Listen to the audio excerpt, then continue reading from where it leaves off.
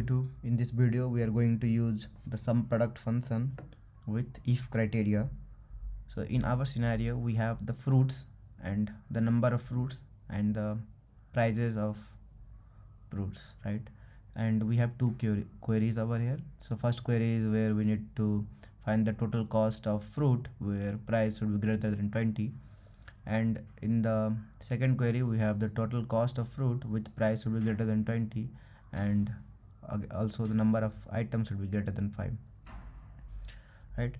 So for the first query, if we need to go by manual approach, so we are going to use the sum product function. Then we just need to select the column in which the condition are satisfying. So that should be the number of items should be greater, number of items, and the price should be greater than 20, so it should be from 30, right? Now what if like we need to apply the condition in sum product itself? So for that we just need to use the double minus symbol and apply the condition in it. So just select the whole column and just say it should be greater than 20 and the normal sum product function, the two columns which need to get multiplied, right?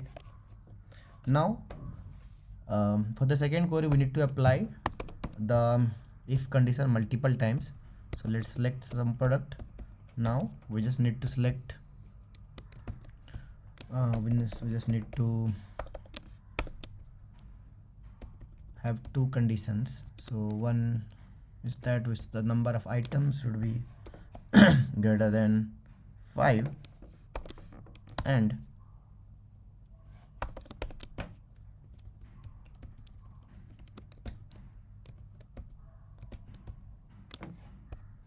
prices should be greater than 20, and then the normal selecting the columns.